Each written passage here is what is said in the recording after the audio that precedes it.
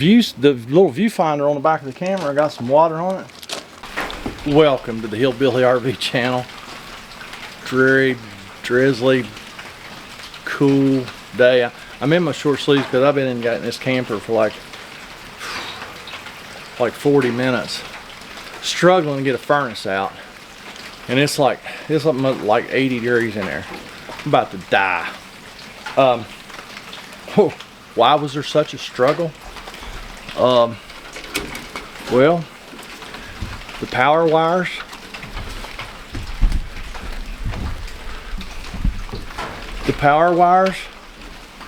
I was able to move the furnace out from the wall about 4 inches underneath the cook stove, which, you know, the cook stove surround has a bottom in it. So I could get the furnace out about this far, and them wires were tight.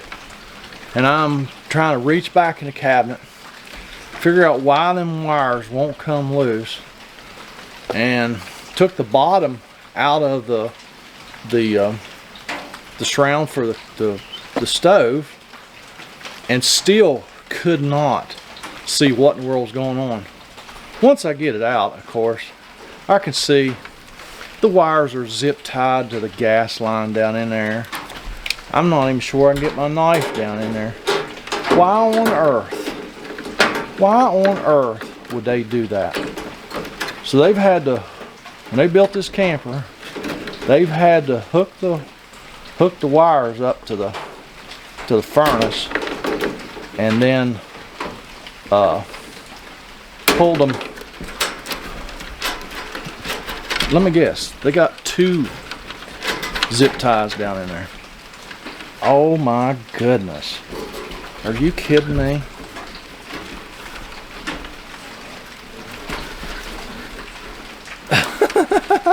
There's another zip tie down there. Because the connections are way around here. So I just had to, once I got that bottom out of that cook stove surround, I just had to cut the wires where I could get a hold of them, which is ridiculous. I'm gonna have to slide the furnace out of the case,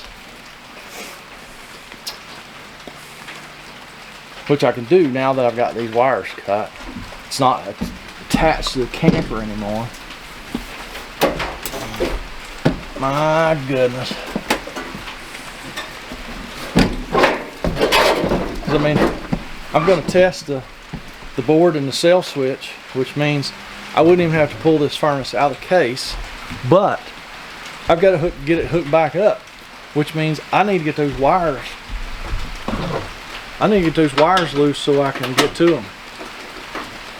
So yeah, I'm gonna have to pull this furnace out of the case, just because somebody probably thought it was going to be funny to zip tie the wires down inside the furnace and then pull them up through the wall tight and tie them off somewhere up in the camper. Ha ha ha. Very funny. Alright. Let me get this thing down on the floor. Let me wrestle it out of the case. Hopefully it comes out easy.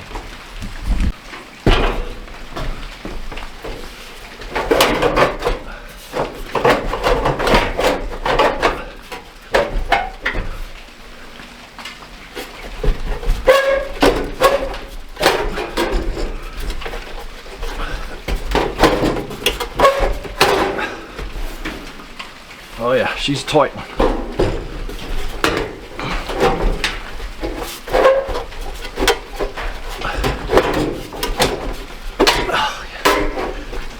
Oh yeah, she's a tight one. Oh mercy.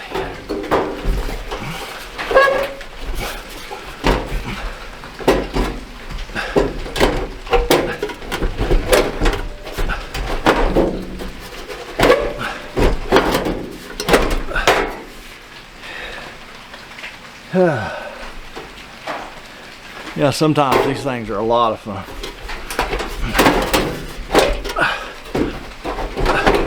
I had one the other day that it practically fell out.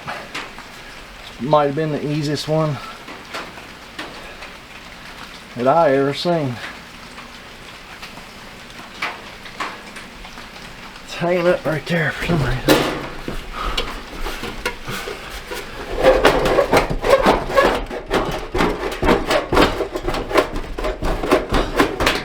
All I had to do was look at it.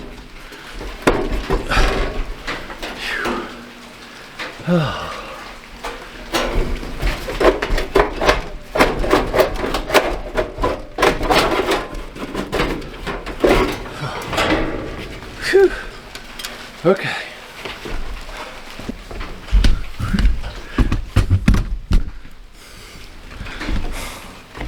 Are you kidding me? I thought connections were down here. Connections are in the wall. I couldn't pull it out of the wall either. So I'm gonna have to put wire extensions on this one. Awesome. I am gonna go in here. Can't take you in. TV's too loud and stuff. I'm gonna go in and see if I can pull wires out of the wall. I mean, I pulled on pretty hard. I didn't want to pull wire out apart, so I didn't pull too hard. But let me go check it out. We'll get this thing on the back of the van. I think the rain's gonna slow down. We'll see what's going on with it. Hey, don't forget, guys and gals, we have special shirts that are only available for Christmas 2024. We have the Sometimes You Need a Bigger Hammer with RVs in the background. And we also have, that shirt's in 3 colors. We also have this shirt. I love RVs because they're always broke.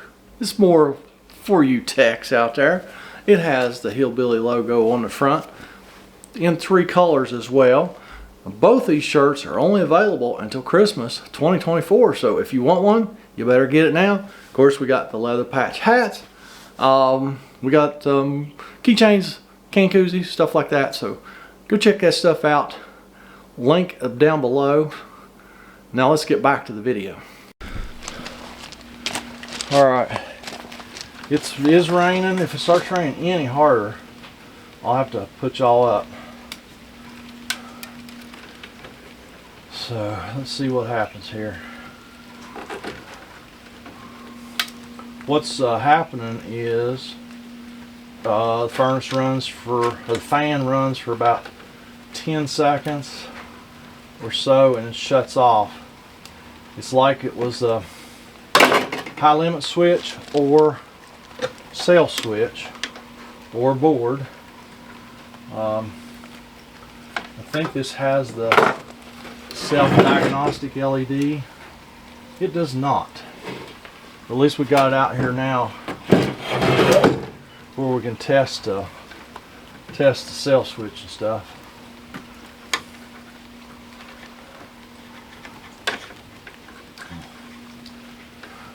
Now, since I've jiggled it around, took it out of the camper and everything, got it out of the case.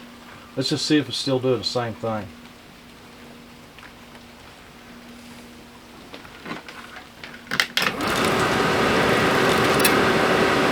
I don't have the gas line hooked up. Well, that was wild. I guess the little viewfinder on the back of the camera got some water on it, and if you cover that viewfinder, it cuts my display screen off. It just goes black. So yes, it did do the same thing. Let me show you. Runs for about 10 seconds. Shuts off. Let me get my meter out. So I want to test the self switch real quick while it's doing that this time.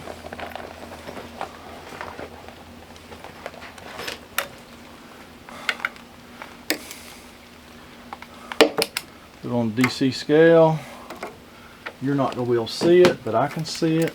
That's the most important part. Let's see if we got power, because that does not have the self-diagnosing board in it. All right, let's try this again.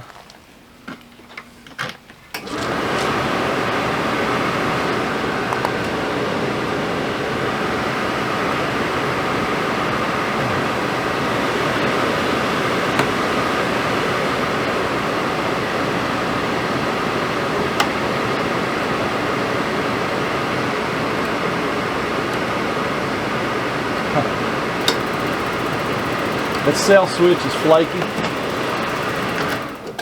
I tested it the first time and had power down here but nothing here, and then I pulled the meter up so y'all could maybe see it, and all of a sudden we had power there. So the cell switch is flaky. Let me see if I have a cell switch for this thing. I believe I just got one, an SF30FQ, I believe.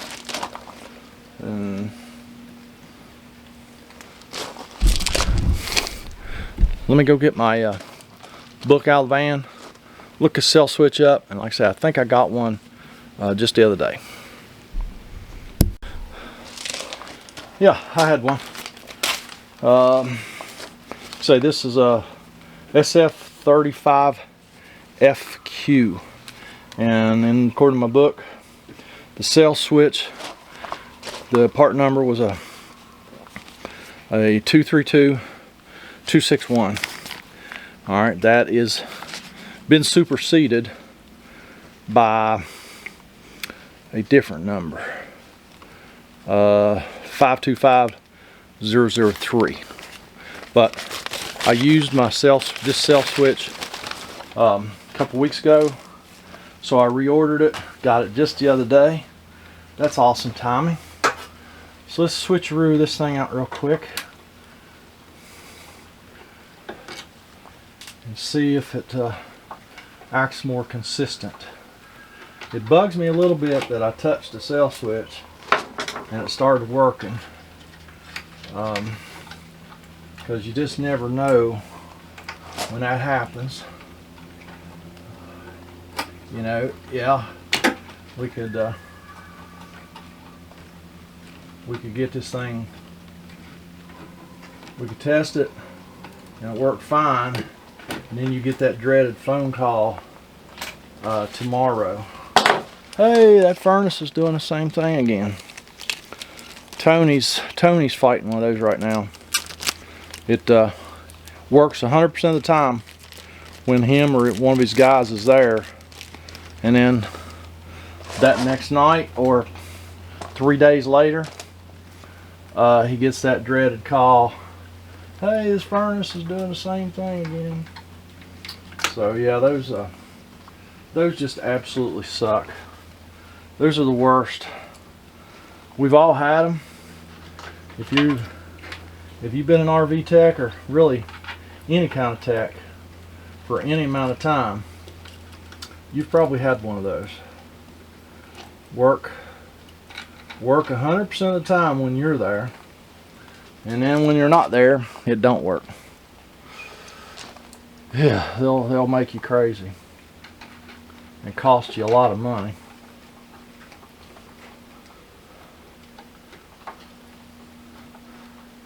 Yeah, you get paid.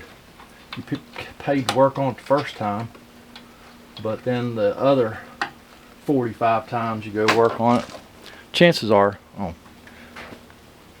you don't get paid. I had y'all up here. I just replaced that cell switch. Let's hook the gas line up, and let's see what it does. Now, since this one was, you know, kind of inconsistent, we might light this sucker 5 or 6 times on the back of the truck here before we install it back in the camper. Of course, it'll be much easier when you can get to the wiring. Oh, and by the way, I went in and pulled on those wires in the wall. There's just a hole in the wall right near where the wires come out of the furnace, and I went in the wall and I pulled on them, and I was like, ooh. And I pulled a little bit more and it popped. I was like, oh no, I didn't pull wire into. No, they had it under a clip with some kind of tape up inside the wall, taped to the wall. Oh, it would have saved me a lot of work if they hadn't done that. So I don't know how they do that stuff, why they do that, how they do that. Let me cut the gas on. I guess I should feel pretty confident in this, because I knew it was either the cell switch or the high limit switch. And I was actually able to pull the cover off inside the furnace, check the high limit switch before we ever started. So yeah, we had power going through it. So gas on. Let's fire a sucker up.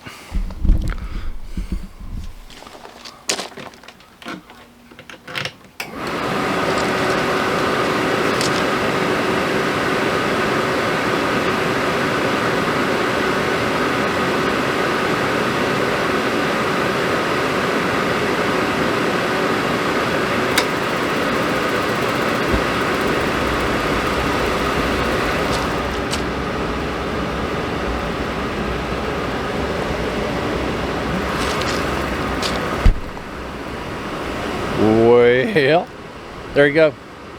Lit right up. Like I say, I'll let this thing warm up good once.